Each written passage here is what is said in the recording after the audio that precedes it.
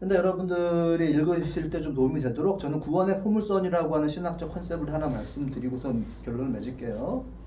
구원의 포물선이라고 하는 것은 일단은 수평선의 위에 올라가 있는 예수님의 모습이 먼저예요. 하나님의 아들이십니다.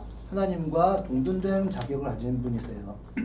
그러나 구원의 과정을 밟으시기 위해서는 그분은 땅 아래로 내려가셔야만 했어요. 십자가의 고통을 받으시고 인간보다 더 낮은 죄인의 모습으로 인간에게 나타나셨습니다. 그래서 구원의 포물선이 셀러브리티가 돼서 위로 올라가는 게 아니라 아래로 꺼진 그런 포물선의 구원을 내 사역을 하셨어요. 그리고 하나님께서는 그 과정을 마치시고 마무리로 하나님의 보좌 우편에 앉게 하셨습니다.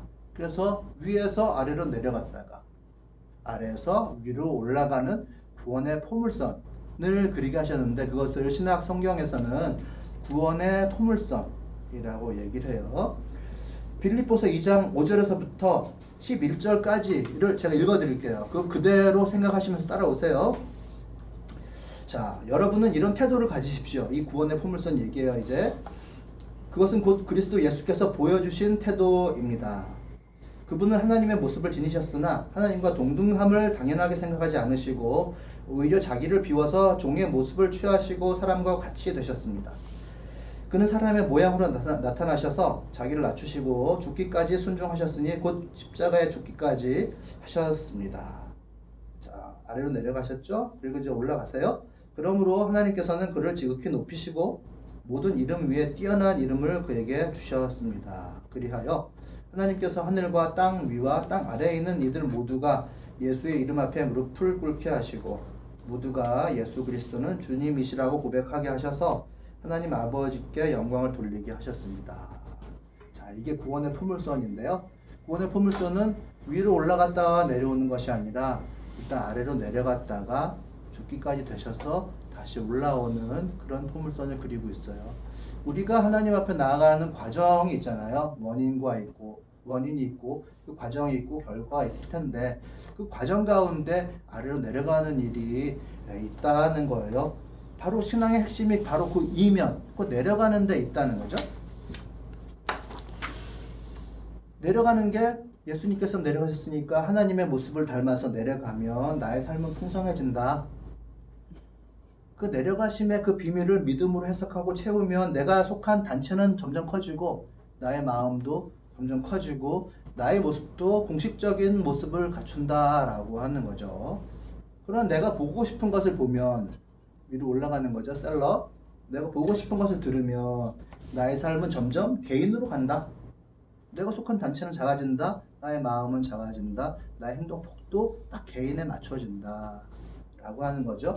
내가 그리스도의 뜻을 따르는 것이 순리예요. 그러면 내 삶은 안정되어진다. 포물선을 그려서 올라간다는 거죠. 나의 삶은 구원으로 갈 것이다. 그리스도께서 나를 좀 더 도와주셔야 된다고 생각하면 그 삶은 영리다. 내 삶이 지뢰밭이 될 것이다. 라고 하는 거죠. 구원의 포물선을 그려야 된다라고 하는 것입니다. 하나님이 어떤 모습을 가지셨는가? 초월적인 분이지만 인간이시다라고 하는 것을 계속해서 얘기하고 있는 거예요. 제사장은 인간이에요. 인간으로서 인간의 대표자가 되어서 하나님께 기도하는 분이 바로 대제사장입니다.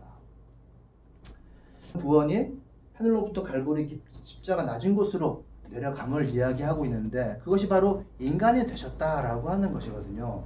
범춘론 같은 경우는 이 온 우주의 운행 법칙 자체가 하나님이시다.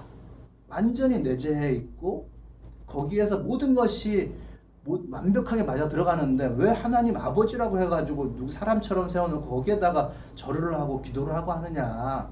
그거 집어치워라. 기독교를 아주 치하게 만든다.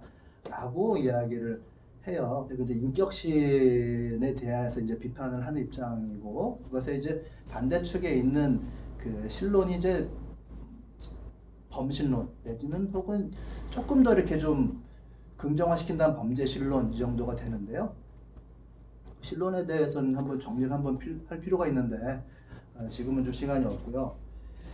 사람이 되셨다라고 하는 거, 우리 안에 내재가 되셨다. 왜 우리가 그러면 하나님 아버지라고 하고 예수님을 사람처럼 생각해서 거기다 기도를 하느냐에 대한 비판이거든요. 그리고 사실 그런 태도들은 교회 개혁적인 성향이 젊은 사람들에게 많아요.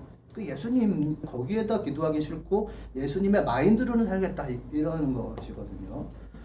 그리스도는 천사가 아니라 인간이세요. 인간. 사람이니까 사람으로서 대접하는 거예요. 예수님은 인간입니다. 우리가 이제 오늘은 1장을 공부했지만 2장부터 쭉 가면서 예수님이 철저하게 인간으로 오셨다는 것을 이야기를 하고 그것이 바로 신비라고 얘기를 해요. 예수님은 죽음을 맛보셔야 했다. 예수님께서 이제 거룩하게 되셨는데 그 거룩하게 하시는 분과 거룩하게 되는 사람들은 한 근본을 가졌다. 한 근본을 가지기 위해서 예수님은 철저하게 인간이 되셔야만 했다는 거거든요. 내재하셔야 된다라고 하는 거예요. 그래서 우리들은 예수님과 형제, 자매 된 사이가 되었다라고 하는 거죠. 예수님은 피와 살을 가진 인간이시기에 우리를 이해할 수 있는 것이다. 예수님도 피와 살을 가지신 인간이시다. 모든 점에서 똑같이 형제, 자매와 같이 되셨다라고 하는 거죠. 그것이 히브리서가 가르쳐주고 있는 진리예요. 그러한 분이 하나님 앞에 서서 대제사장이 되셔서 백성의 죄를 대신 지고 하나님 앞에 나아가셨다라고 하는 그 신비함을 받아들여야 된다는 거거든요. 그것이 유대인의 법도를 따라서 제사장이 돼서는 그게 불가능하고 철저하게 인간으로 오셔서 신비한 방식으로 멜기세덱의 반차를 따라서 서열을 따라서 그 방식을 따라서 대제사장이 되셨기 때문에 그것이 가능한 것이다 라는 이야기를 히브리서는 해주고 있습니다. 그래서 철저하게 인간이 되신 천사가 아닌 인간이 되신 예수님, 그분이 바로 하나님의 보좌 우편에 올라가신 그 구원의 포물선을 우리가 따라가자, 그것을 이해하자 라고 하는 이야기가 히브리서에 있거든요.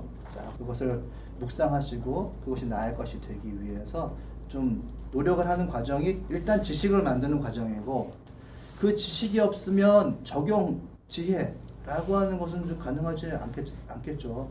그 지식과 지혜가 일단 우리가 받을 복의 바탕이에요. 그 바탕을 깔아놓고 그 위에 구체적인 우리들의 소유물, 나의 달란트가 위력을 발휘하게 되는 것입니다.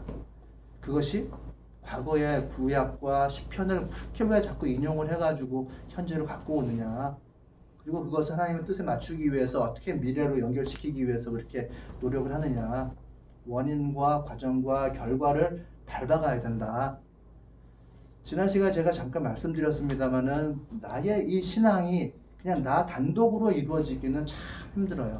그래서 과거의 것을 가져와야 되고 내가 매개자가 되어서 나 또한 전수하는 자가 되어서 그것이 흘러갈 때에 그것이 신앙이 완성될 것이다. 아너링 아워 루츠라고 하는 그런 얘기를 좀 드렸었는데 다시 한번 좀 깊이 생각해 보시고 내재하신 예수님을 따라서 미래로 나아가서 자녀들에게 전수하는 이 사이클을 잘 그려왔으면 좋겠다. 이런 전언을 좀